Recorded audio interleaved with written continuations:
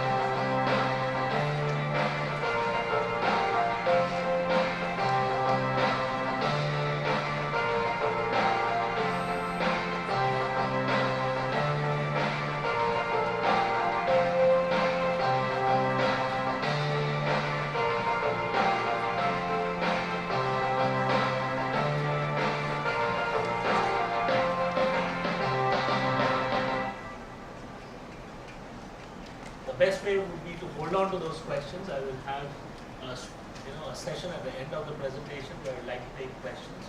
But if it's something really important, I wouldn't mind if you put up your hand and address either the gathering or myself. So before I start with the presentation, I wanted to take a minute and thank all of you out here, particularly Sumant and the entire faculty who have been, I would say, in a way making me feel bad for the last one odd year, Sumant, right? That I haven't come, okay? And we met about a year back, and I had promised that I'll come down and meet all of you.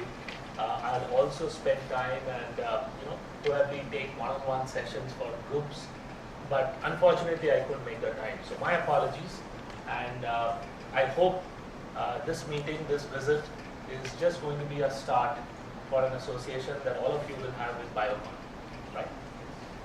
Um, when I hear about my background, when I present somewhere, it really sounds very different. And when you hear about yourself being announced, it's a very strange feeling. And even after all these years, being part of several such congregations, it still doesn't sync with your own thoughts. So just to give you a snapshot, apart from what you've heard, because I think you should know where I come from, and that should help you also ask me certain questions, and that could be outside of Biocon. So I'm a Bengali. I was born in Kolkata, did my entire schooling in Kolkata, and then I went to Delhi for my engineering. I did my engineering in electrical electronics. Way back in the 80s, that was perhaps the most wanted course, along with computer science. And then I wanted to go to the US, but for whatever it's worth, we had several options in those days, and one of the options was to go to IIM. And I took the IIM option and went through a course in marketing as a major. I wanted to be in marketing, sales and marketing. Started my career with Coats. For the next 6 years, I have been involved in selling fabrics, different kinds of materials which are used in textiles, launching brands like Peter England, part of Alan Solly, and so on. And then I spent a year in music. I actually sold music as part of the entertainment industry in Bombay. And post that, I changed track and I joined Infosys. And I was telling all the faculty members a little while back that my association with Mysore started when Infosys started its campus. I was there when the campus was started. I was there when the first block came up. In fact, the most nostalgic moment when I passed by the Infosys campus today was that I actually played cricket at that ground when the ground got inaugurated. Okay, and today what I see is a city out there. And at that time, I'm sure all the places around this vicinity was barren, and there was no Myra school to the best of my knowledge. And look what has happened today. I mean, it's beautiful to be here, see such a wonderful auditorium, and all of you sitting. Okay, so feel free to ask me questions even outside of Biocon if there's any interest for you guys. I think many of you are starting your careers, and I remember when I started my career, there were lots of questions. Unfortunately, we didn't have forums like these, or whatever we had was much more limited. And at least, in my time, there were only two things you could do. Either you become an engineer or you become a doctor. Anything outside of that for a guy was like you couldn't make it. And I'm so glad that today we don't think that way. There are so many options we can take, and all of them have got a pretty strong success route. So with that, let me start my presentation, and starting with who we are. And for understanding who we are, I think we need to look into Kiran's background. So Kiran Mazumdar-Shaw, who's the founder and chairman of the company, is an iconic figure. I think most of you would have either read about her or seen her or even met her. I don't know if you have met her. But she was a very young woman in her early 20s, and she started a company called Biocon, which made enzymes in those days. Okay, and those enzymes were used in food products, in medicines, in different formulations, and so on. But there's a history why she started making enzymes, and she's been quoted in many places where she talks about how she started her career. And she actually went to Australia. She trained to be a brewmaster, and she wanted to come back to India and start a brewery. And this was in the mid-70s. And according to her, nobody wanted to give her money. So wherever she went, people asked her that, you're a woman, you want to start a brewery. It's too high risk a business idea for us to fund. And there was a time when she almost gave up, and she wanted to go to UK and start something. And she met a gentleman who actually told her, if you are interested in fermentation, which is basically the process of brewing, why don't you look at making enzymes? And that's how Biocon was born. And literally it was born in a garage. And I've seen that garage, that house still exists. And that's where the company started. And after a couple of years, obviously the company started growing. And then we started our first campus where all of us are seated today in Bangalore. And from there we became a pretty large company. So if you really look at what we pride ourselves as being, we are an innovator company in the pharma space. Okay, so the words are carefully chosen. When we say we are an innovator company, that essentially means we are not a company which makes big time generic drugs. So you will not see a Saridon or a vitamin C or a hepatitis, across the counter drug being sold from Biocon. We have some drugs which are OTC, but they are usually used in long-term therapy. So as an innovator company, our full objective is to start looking at different areas where people need long-term treatment. We have a certain portfolio in our visual, in our vision as a company, and we want to align with those. And we start making drugs either from scratch, or we take an innovator drug which is in US or somewhere else, which is very effective, but it is not economically viable for people to use. So once the patent goes off, or it's closer to patent getting off, you can take the drug off and actually redo the entire thing from scratch in a completely different composition. So that also is innovation. So we have both types, where we have off-patent drugs and we have completely bottom-up drugs, which we've actually come up with in our labs. And these are all done through the biotech method. So that's how we position ourselves. We are not a company, we are a biotech company. So most, or rather 100% of our drugs are made out of molecules which come from living cells or living organisms. I'll come to biotech medicines a little later, but just keep that in your mind. So we have a very innovative portfolio. We have MABs, which we call monoclonal antibodies, and we have insulins. Now MABs and insulin together makes up a portfolio called biologics. Now in pharma world, biologics is the future. So what we had seen so far were generic medicines, and generic medicines are usually the medicines which you get or you see in most of the pharma stores or the retail stores today. The biotech medicines are usually not there because there are very few biotech medicines available, and most of them are given through the clinics or through very, very specialized prescriptions. So we are in the biologic space, and that's where we want to grow. We have a model where we collaborate with certain big players. You have big pharma players in the world like Mylan, like Bristol Myers Squibb, like Abbott, like Amgen. So these are really big companies, okay, multi-billion dollar companies. So they are very strong in certain areas. We provide a niche in certain other areas, and hence we have those collaborations. And then, of course, we have our strong core capabilities. So what's the vision? What is the vision that drives the company? The vision that drives the company is that we want to bring affordable healthcare to a huge, or as much a population as possible. Okay. So the whole idea is to go the innovative way. The whole idea is to make affordable pharmaceuticals and something that can sustain across the globe, because different geographies have got different requirements, they have got different kind of quality checks, and we want to make medicines which can be sold across. I'll get into some of the examples later, where I'll show you how the medicine cost can vary if an entry happens from a company like Biocon compared to the market that is existing today. Our values, I think the important thing to note here is that the values are not unique. It's what you do with the value which is unique.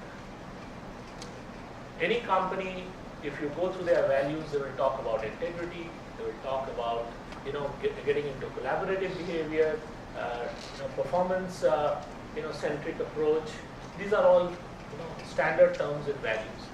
But it is how you walk those terms, how you exhibit those terms, that makes a company what it is. Okay, so our values essentially are all about integrity and ethical behavior, performance-driven work culture, value creation, quality through compliance, and finally collaboration, teamwork.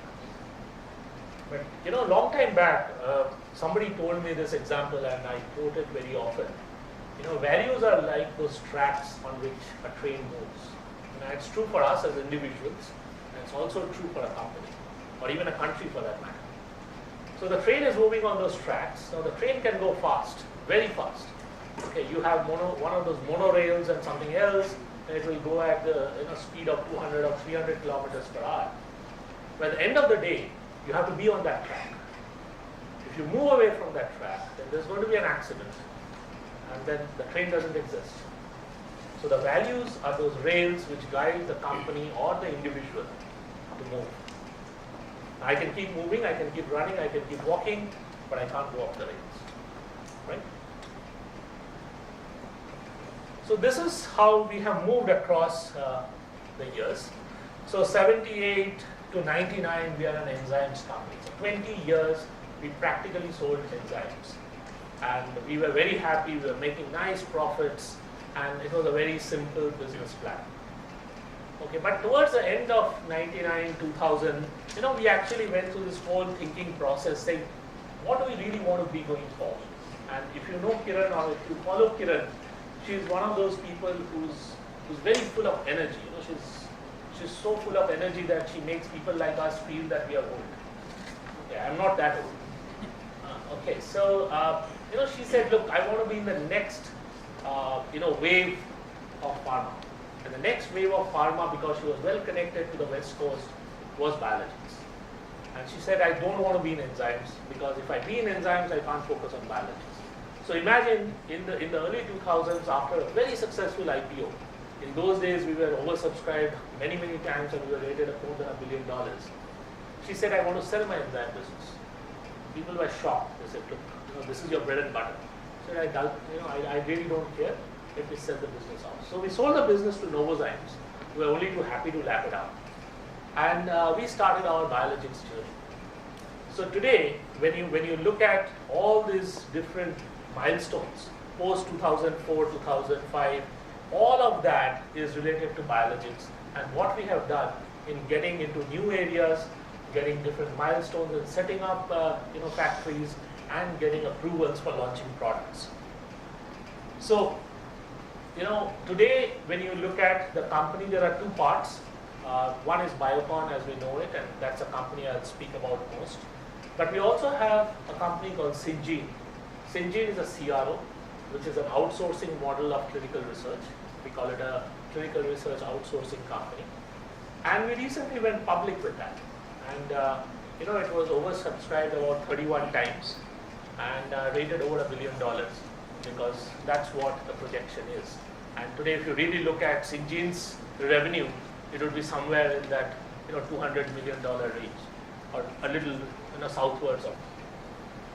Feel free to ask me at any point in time. I would actually race through these slides a little bit, because these are all data points, and while it will help you understand the company, you need not note down the dates and the milestones. I mean, those may not be important for you. So this was what I was talking about. We listed the company and just about $1 billion and more. We have some very important and exciting molecules coming up. Well, some of these may sound Greek and Latin to you. Honestly, I don't come from a pharma background. Many of them sound Greek and Latin to me too. The only difference is that I've spent 2 years, and in 2 years I've only heard these words. So I know what trastuzumab is and what biomab and alzumab and all these things are. But essentially, we have several drugs which are in the pipeline today, and these are getting ready to be launched in the market. And if they go according to schedule, which we really want to, then we would be $1 billion company in revenues in the next 2 years. And that's going to be fantastic, because today we are just $500 million. So you can understand the kind of growth we are looking at in terms of market, in terms of products, in terms of building a very complex organization. The Malaysian insulin facility, you saw a video on that. That's our first overseas manufacturing facility. That's practically on time. We are going through our first commercial production right now, and hopefully the insulin that we produce from that plant should hit the market by end of the year. When I say end of the year, it's end of the fiscal year. in Mexico. So to give you a summary, we actually sell medicines, which are finished products, and those could be like insulin. Okay, and insulin is sold not just insulin as a product or a drug substance, but it's also sold as a drug product, which is the needles and pens, which many of you would be hearing about. So these days, people find it quite convenient to carry a pen in their pocket, which will have either a replaceable cartridge or a one-time use and throw. And they just need to prick a part of their hand or nerve with that, and that's a shot. And what we are moving towards, it's not just Biocon, but there's a race with a few more companies worldwide, is an oral insulin tablet. Now, when that happens, the whole market is going to change. And trust me, diabetes is one of the largest, diseases across the world, with the maximum number of patients who are, in a way, prey to it. And most of those people today cannot afford to take long-term therapy treatment, and which is the barrier that we want to make. So we want to make insulin available to the larger population of the world at a price which they can afford to take. Small molecules has been there for a long time. It's actually 50% of our revenues today. We essentially make statins, we make limousine. Statins are drugs which control cholesterol. Things which are made out of small molecules. So in the pharma world, it's small molecules and complex molecules. So small molecule API is what we cover in our business of SMB. Then in biosimilars, you have two parts. One is insulin, the other is MABs, monoclonal antibodies. Then you have something called branded formulation. Branded formulation is the business which sells finished products, branded Biocon products in the market. So primarily the market is India. We also sell in the SAARC region, and you will find in hospitals or in some specialty clinics medicines which are, I can give you a few names like Insugen, Besalog, Abraxane. Abraxane is actually the most wanted cancer drug in India. And it's not manufactured by us. It's actually, we have the rights to sell it. It's manufactured by a company called Celgene.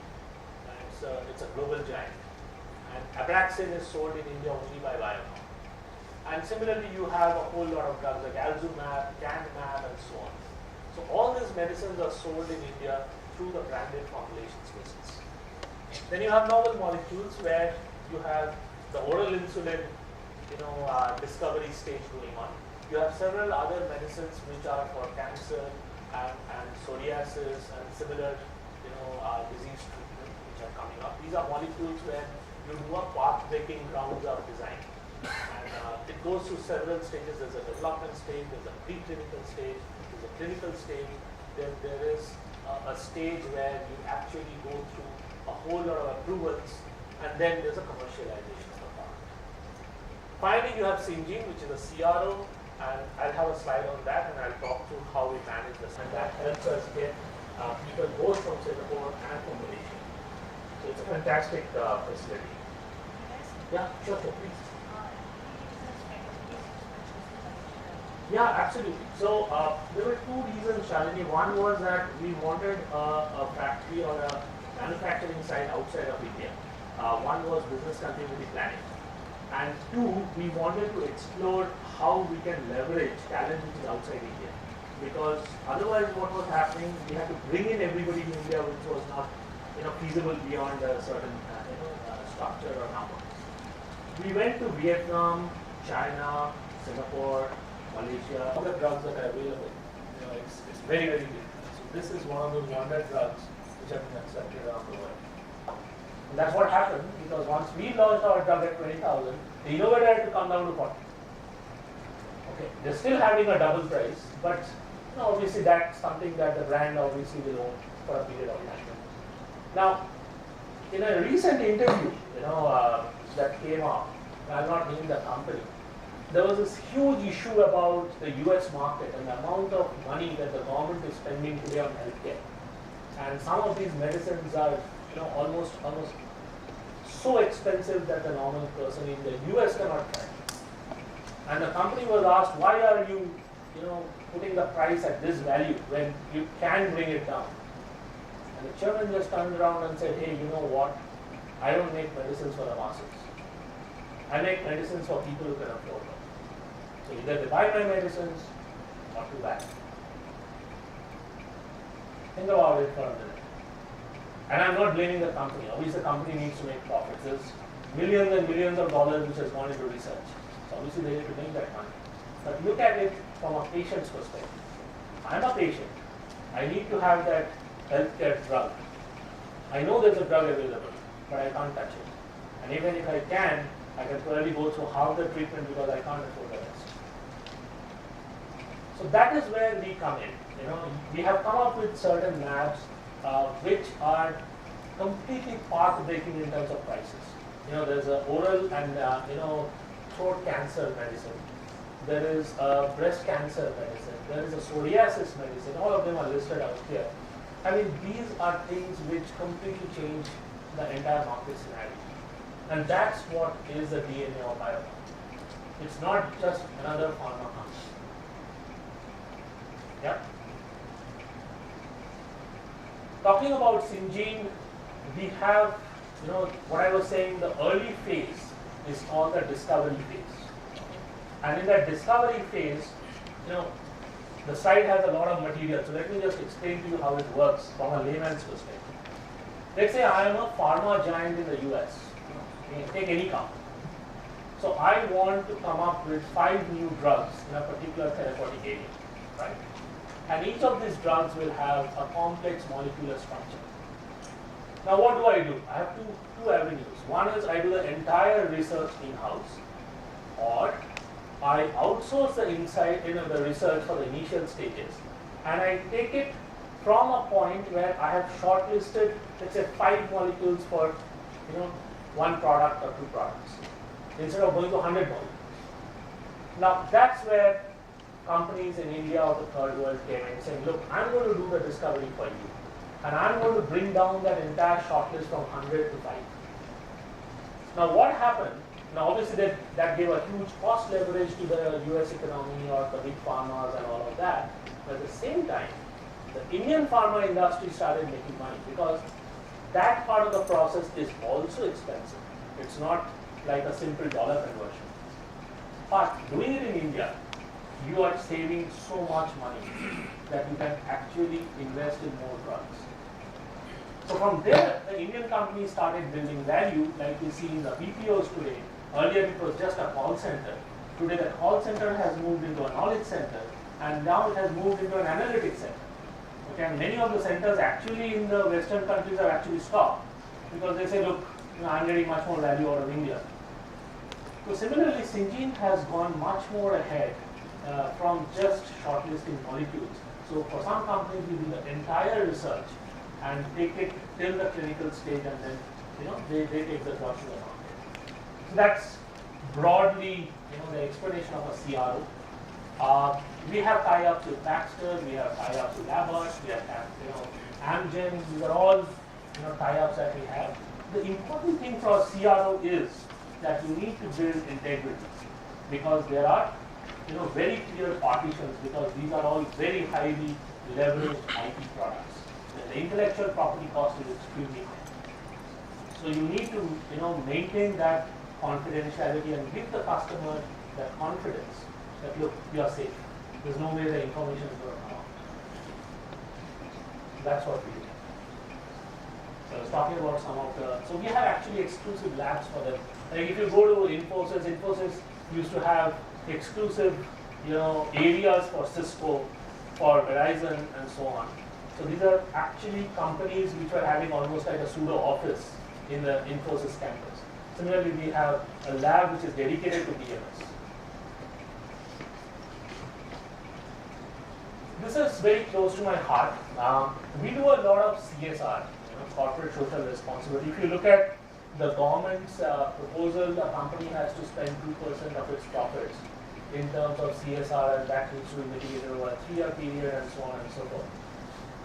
Just a comparative figure, we do almost 5 times that in terms of our spend on CSR, and this is not taking into account what Kiran does in her personal capacity. So we build villages, we build sanitation, we have built schools, we have in fact built a whole township. We support a lot of healthcare programs across Karnataka. We are doing some projects in the initial stages with the government of Rajasthan, Orissa, and so on. So I won't get into all of that. This is something that we started about a year and a half back called Biocon Academy. And the interesting part is that over a period of time we have seen that there is a huge difference between what comes out of a normal college as a student's understanding, capability and all. And I'm talking of a BSc or an MSc or a BPharm or an MPharm student who's come out of a graduation or a post-graduation from college. And what an industry wants right from day one. You guys are going for an MBA program, so you're in a very different position today. So just imagine yourself, if you were doing a BSc or an MSc and you come out, you have a lot of knowledge. You understand how the chemical reactions work, you know how the environment is, what is a fermenter, what is an HPLC, all of that.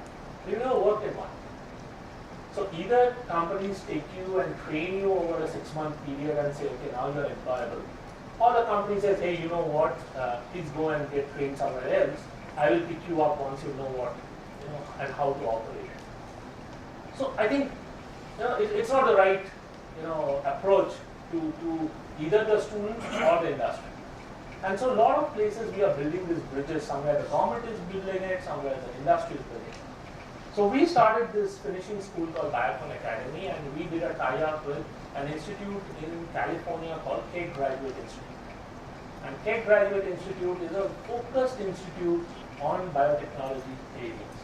There are very few like that. A lot of universities have got departments, but they are a whole institute dedicated to it. So we have online courses. We have practicals which happen in Biocon. And we also have visits to ILAB and SIT to go for a real life experience of making a fermenter work or how the HPLC actually is used. Now what happens is, in a Biocon environment you can't really use the machine because you are not authorized to use the machine. You can see it, you can even come close to it, but you can't really operate it. But that seeing makes so much of a difference that the student after a 16-week program covers almost what could have otherwise been about 6 months. So it's been a big success. We have closed 4 batches so far. Each batch is about 30 students. The 5th batch is running, and all of them have been picked up by companies, including Biocon. And we have a campus drive just like you guys have. This is only for graduation or post-graduation, not for anything else. Small numbers, but they make a huge difference. So we are right now, doing something else with KGI. Again, we are doing something called Bioscience Management. It is essentially a course which is dedicated to people who are working in Biocon. They've got experience in production or regulatory or quality, but they don't understand the marketing piece. They don't understand the strategy. Like you guys will go through different courses. And once you come out of this institute, you have a fairly good idea how the different dots are connected. So once you're in a production environment, you really don't understand where the product really goes. What happens? Why am I doing what I am doing? So that's where this education comes in. I guess this should be a little more interesting for all of you. So I'll take a pause here and any questions you want to ask me on Biocon as a company, our journey so far, what we want to do, where we want to go.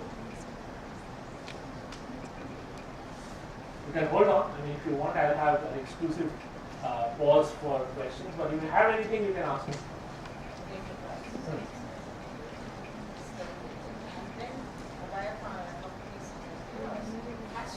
That is.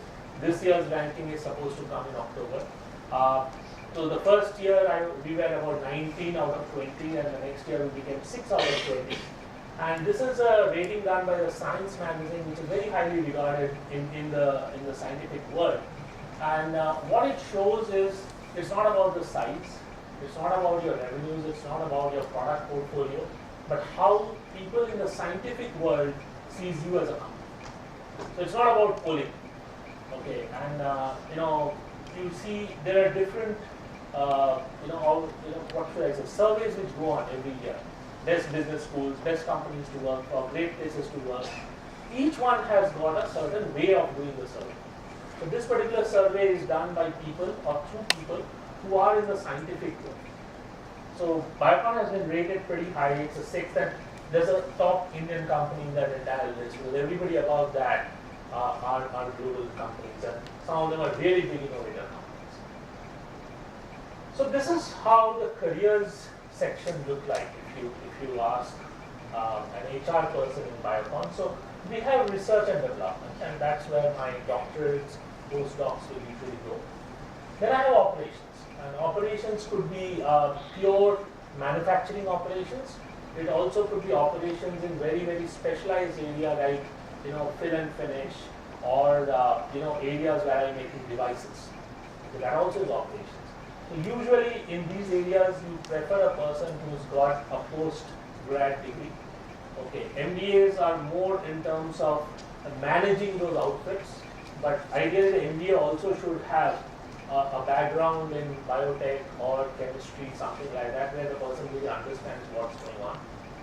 Then I have quality assurance, quality control, regulatory, IPR, where you have again a whole plethora of people coming in, and these are people who want to do that kind of a job. And finally, you have got the support functions.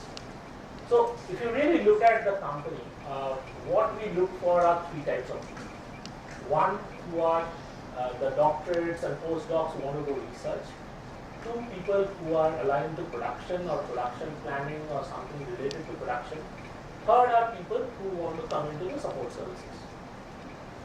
And it's a little different from what you would find in an IT company or a bank, because each one has got their own structure, each one has got their own needs. And I was just talking to the faculty members before this, that IT today has such a big platform that they can pick up people from any discipline, and they can be trained to become IT engineers or IT coding people or IT program managers and so on. But the manufacturing industry, and particularly manufacturing which is specialized, has got certain limitations. And so people who are kind of technically proficient in those areas should ideally go into those jobs. But otherwise you have a lot of jobs with support areas. So if you look at the education balance, almost 45% are graduates. A healthy percent of about 38 to 40% are postgrads. You have obviously a small percentage that are docs and postdocs. And the diplomas are essentially people who run the machines. There you need people with ITI and similar experience who are running the shop floor at an absolute base level. Because you won't get any other qualified people to do that. The unfortunate part is for any of them you have a career path, but for them the career path stops after a couple of levels. And the good thing is that we are very transparent about it. So when we hire people, we tell them, hey, you know what, this is what you can do in the normal span of 10 years. But then if you are one of the stars, and we have some people who are ITI background where they become heads, you can obviously become that. But this is what you need to do.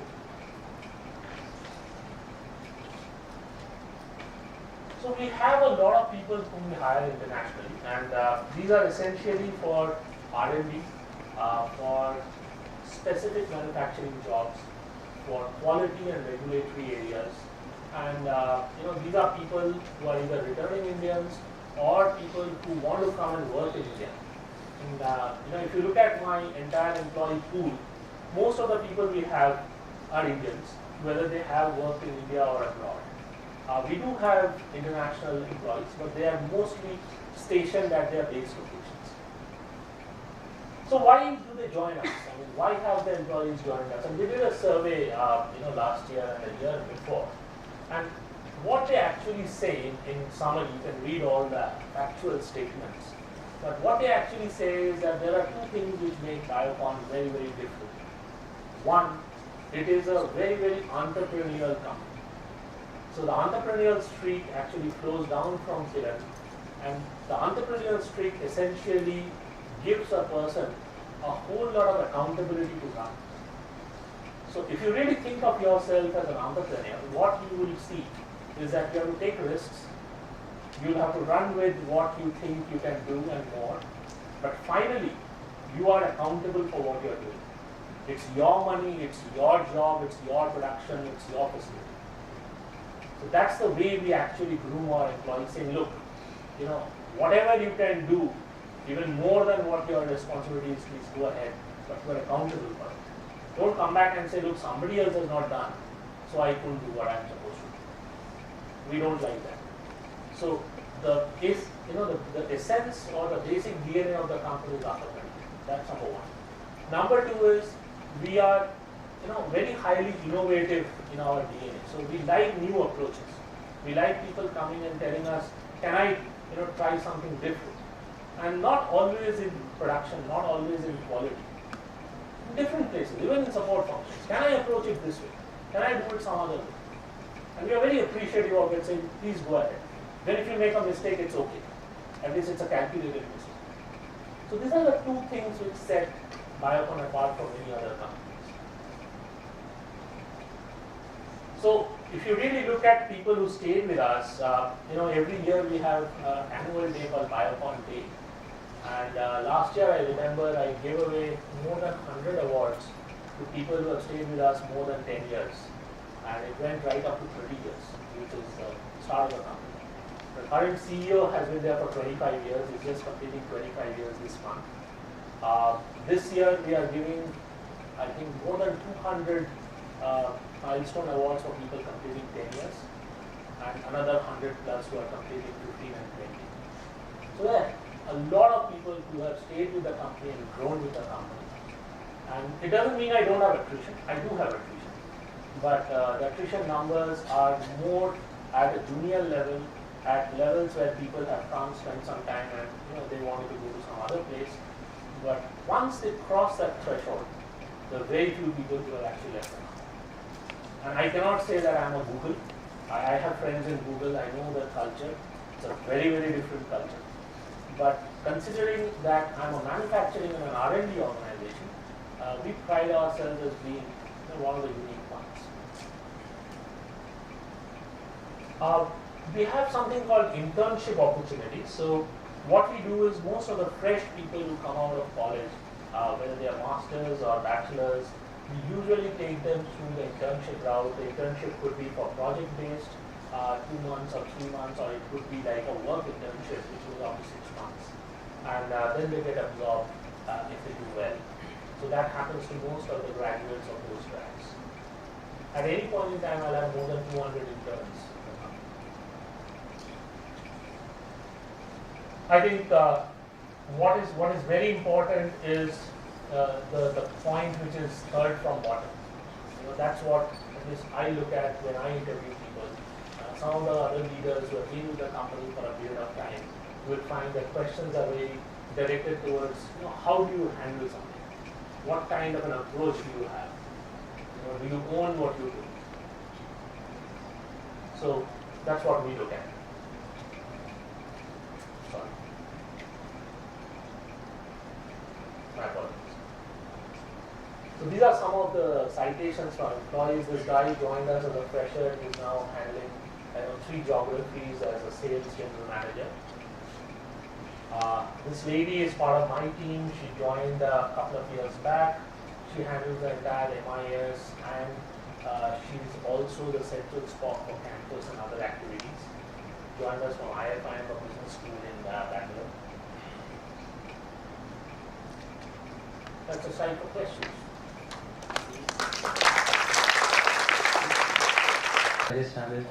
So I was involved in that M&A. In fact, I just came from Vizag 3 days back. Okay, the answer to the question is yes, it has a certain capability which I can merge with my current strategy. Now, let's look at how small molecule business grows. If you look, I have a slide. I have that one, which is where I want to go. I want to keep it here. So if you look at it, in the next 2 years, we want to become a $1 billion company. We are now about $520 million last year. Now, in that $1 billion, the small molecule business will be about 40%, which is about $400 million. How do you grow that business? Now, one way of doing it is you keep increasing facility, but each facility that you make, and get certified through FDA, and others will take you 3 to 4 years if not more. Or you create what we call as CMOs. CMOs are contract manufacturing cells. But those CMOs also need to be certified. The other way of doing it is you buy out certain sites which have got that certification, but they don't have the capability to run by themselves because they don't have a strong marketing unit. So Acacia was one of those sites which have been FDA certified. They were actually a CMO to us and Dr. Reddy's, and amongst other things. They have the right kind of production, knowledge, equipment, everything. But they're not doing so well because they don't have a marketing piece attached to it. So for me, it's a very quick, acquisition because the moment I take it, I own the resources, I own that entire business platform. So not only do I control what is getting done at, as a backward integration, but I also increase the efficiency by that. So that's how it merged in, and we have a setup in Hyderabad. So when we evaluated it, more or less matched with the kind of competencies, the kind of people, the kind of salary ranges that we have. So the merging is able. 500 million as an easier thing. About 20 to 25% comes from my CRO business. Okay.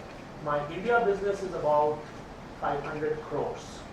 Okay, so it's about 10% or 50%, 45 to 50% is small molecules, and the rest is insulin. Labs commercially is not big right now, so all of the production is in different levels of approval. So roughly about 15 to 20. Yes, thank you. Report, sir, that by 2020 India's top 10 pharmaceutical companies will be figuring out.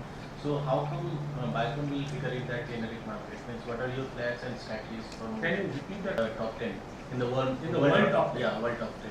Okay. So then, what are the challenges or how can you move forward? No, I would reply to that differently. See, you can look at world top 10 in different ways. One is you can look at it by revenue. Okay. I'm not so sure we'll be in the revenue list because I don't think $1 billion is going to be, or by 2020 I should be about close to $2 billion. But I don't think that's going to be the key player or the key factor. One, in companies which are in biologics, how do I fare? Because my biologics journey from a commercial standpoint has started only a year or 2 years back. So 2020 would be roughly about 7 to 8 years of my existence in the biologics space. So how am I positioned as a biologics company, and two, how am I positioned in my drug or my entire portfolio of what I am targeting? Because what we know is the jump from 1 billion to 2 to 2 to 3 to 4 is very easy if your drugs are getting approved which are in the pipeline. So if you ask me that how do I plan to be in the top 20, I don't know if I want to be in the top 20. If I am in the top 20 by default, I'm fine. What I want to be is $1 billion by FY18, and I want to be close to $2 billion by FY20.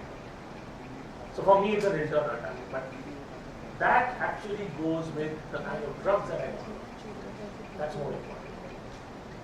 Who student looking the internship with you forward, and would he be a part of live projects? So, yeah, a B-School student in which a student comes in. One is you do an internship like I showed. Internship could be part of your summer project, or it could be part of your work as you start your career. If you come as a summer project, you are given a live project. There's no other option. So either you get it alone or you are part of a team which is doing that project. Okay. But usually those are very short projects because 2 months is too short for anything else. When you start as a work intern, then you become part of a team, and it may or may not be dedicated to a project. It could even be an ongoing activity. Okay. But usually we have seen MBAs do not want to come through this route because most of the MBAs would like to take on a certain responsibility even as they enter the company and then run with it. And I have seen most of the MBAs join in support functions or marketing or sales and then pick up from there because that rhymes in better with what they learn and what they want to do. So there I don't think it's about projects. It's about taking a responsibility or a target and moving it. So whatever in the sense of operations, Sorry, can you related to the shop floor? Okay, then as an MBA you get in, I'm presuming the MBA has got a biotechnology or a similar background, so you get in. And initially you are under a supervisor who's managing a team. Let's say, there's a team of 20 people. And you are not managing that 20, but you aid the supervisor as a number 2. Learn the process, learn the ropes, and then in the 1 or 1.5 year period, I would like to see you as a supervisor. And the supervisor moves out. The supervisor today may not be an MBA and he might have 8 years of experience. So just like any other industry, if you are going in from a premier B school, then you cut down on the number of years you need to spend to get to a certain level. And once you cross that threshold of managing, then you can go right up to the top. Strategy and decision making. The first one is based on multiple interactions that I've had with people in the pharmacy space, in the pharmaceutical company space.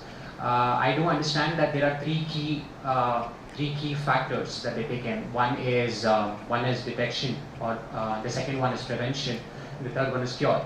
Now, as a biotechnology company, how would you rate these? As in, what would be the most important and what would follow?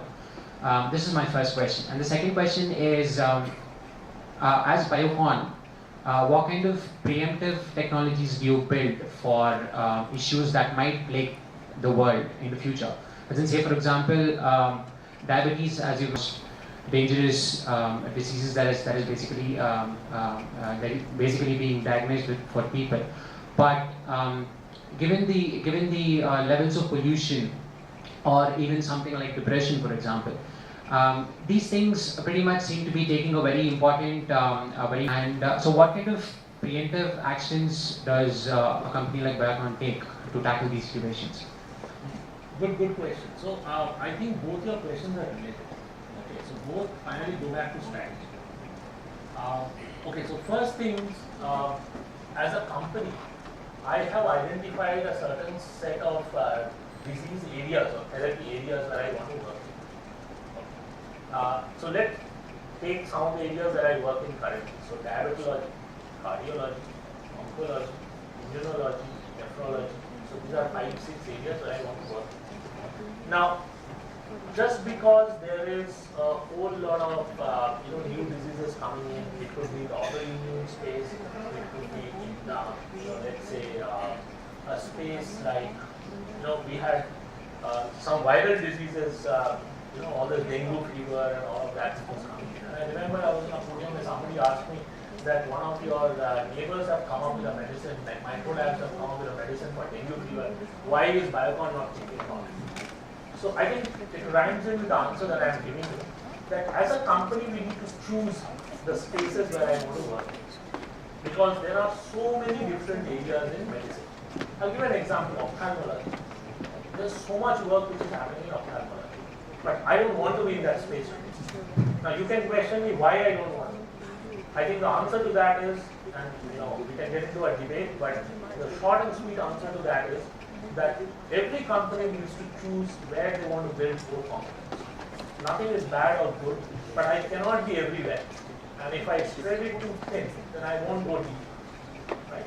So the answer to your question in another form is, first and foremost, I choose which are the areas I need to operate in. That choice rhymes in with the broad space where I want to be a leader, which today seems to be biology. So in biologics and in those 6 areas, if I operate, then I drop a matrix and I say what kind of molecules I'm going to work on. So if I'm a scientist, I'll know that, okay, these are the 5 or 6 molecules which are present today, done by innovative companies, and they have different kind of market share. Now, I will get market intelligence from those people and say, okay, what is the future of, let's say, 3 or 4 of those molecules? Is it worthwhile spending the next 3 years building a new molecule in that space, which will give me a realization of commercial benefit for the next 10 years?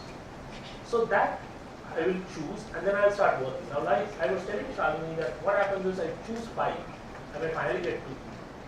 But those 2 will also give me that adequate commercial realization over a period of time. So that's how the strategy is built up. It's not about what all will sell. It's not that way. So if you take a very basic thing, it's actually inside out than outside in. So I don't look at prevalent and say, okay, which are these diseases I want to pick? I actually go, these are my core competences, so in this area, what are the new things which are coming up, and hence I will work on. Thank you. Sir, You actually have the prevalent or the prevention market built into those as well, because the population is so.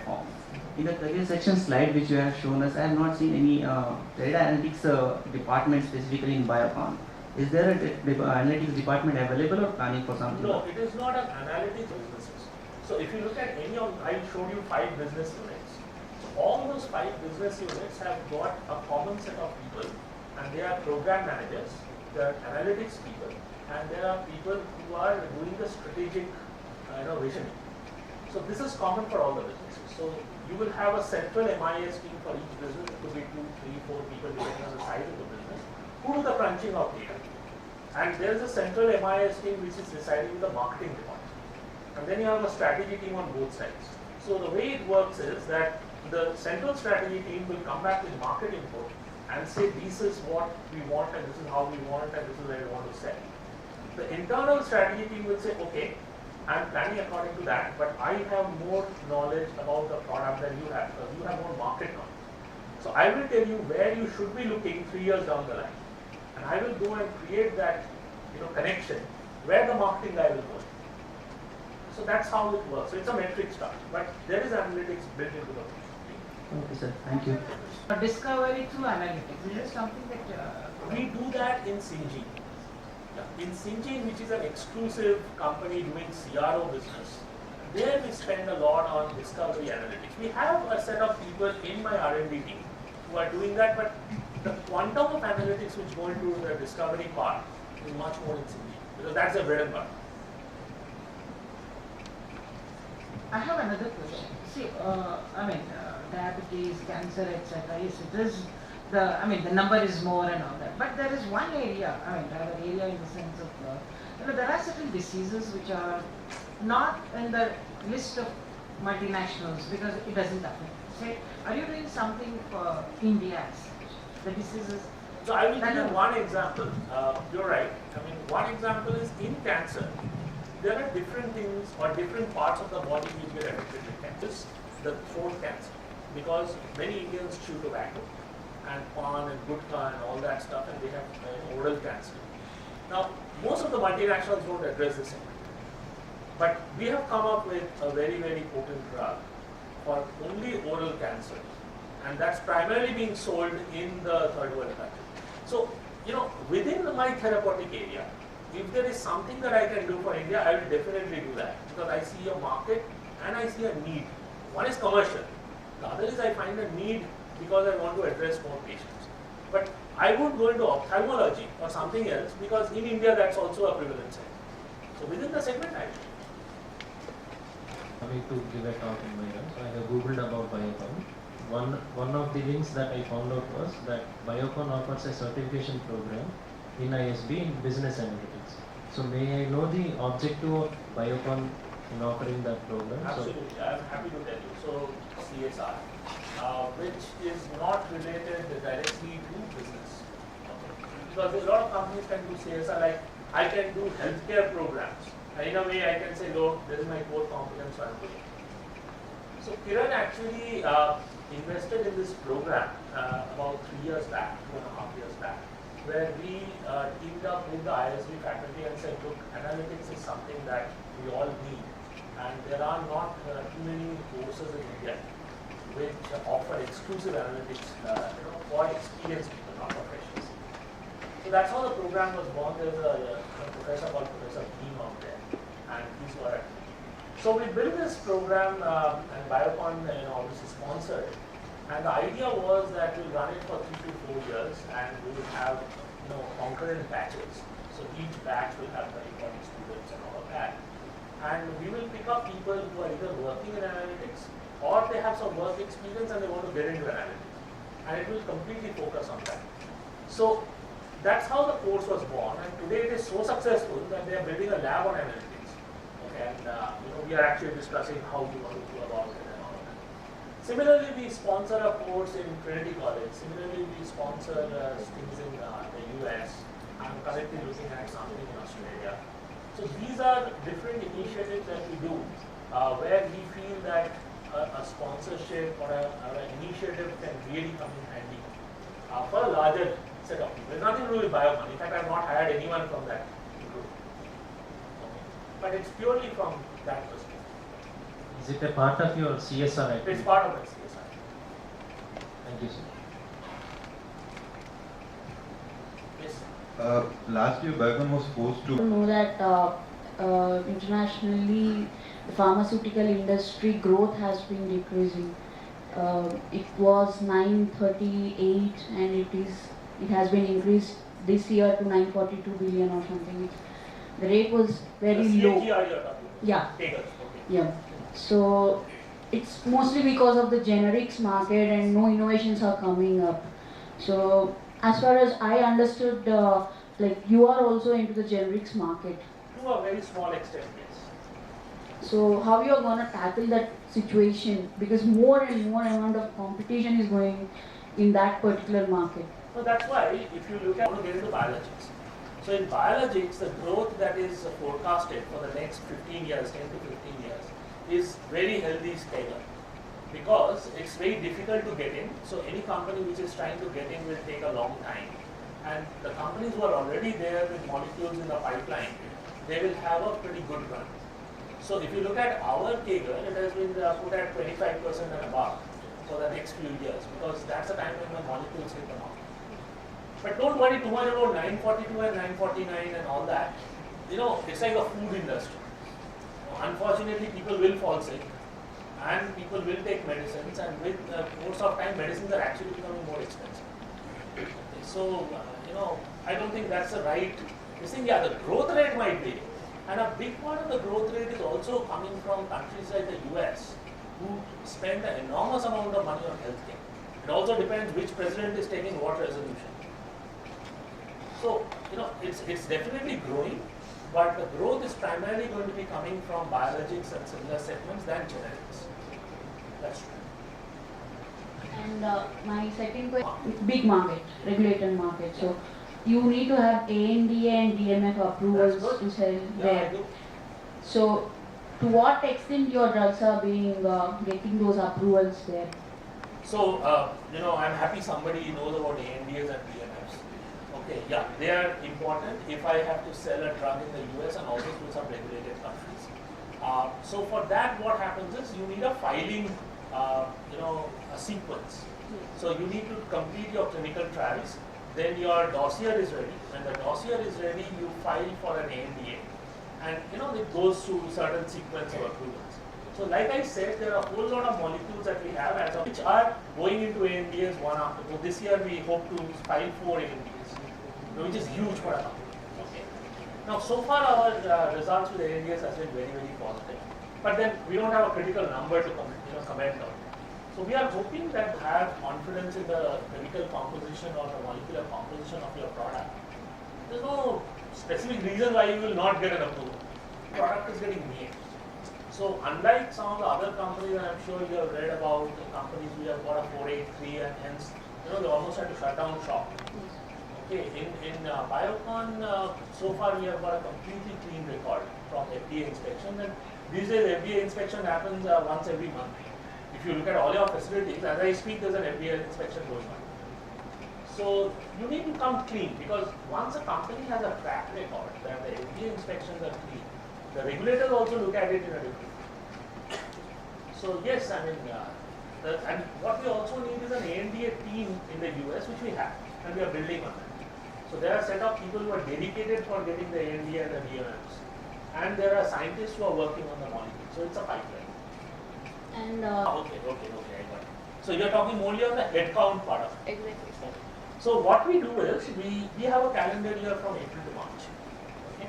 Now the budget has to be presented to the board in Jan, which gets approved in the next 3 months, because they will always have something that we need to rework on. And in April, you know, the budget is frozen and approvals received. We start working from now. So what happens is, you know, my department will send out mailers to all the other departments saying, what is your projection for the next year? So let's say I'm quality, I have 500 people with me. Now I know that I'm going to launch 1, 2 or 3 new products next year. I'm going to set up 2 new facilities, whatever it may be. So then I say, okay, I would need 100 more people. Now that comes back to me and I collate the whole list saying, okay, quality wants 100, production A wants 50, production B wants 20, total list would be 1,000 people. Then I'll go back and I'll ask them that, okay, can you explain why you need 100 people? Okay, and finally, you know how it goes in any budgeting. So finally it's a to and fro process. And let's say we come down to 700 people at the head count. Now then me and the CEO will have to plan that what is actually required. Because finally we have a view on what all are coming in the next year. So usually me, the CEO and the CFO will sit together and we will actually decide, okay, this is going to be my actual headcount increase. So that will percolate into my salary increase, and there's a total budget which is prepared for manpower. And that is signed by the board. So at a certain point, like any budgeting, and any company, any country, anywhere, budgeting finally there has to be a certain discretion used by the management team. Because you can't go on absolute numbers. Because then you may or may not be right. So you have to use discretion and say, okay, my numbers show that I'm going to be here. I'm taking an executive decision that I'll be a little above or a little below. And that's what they say.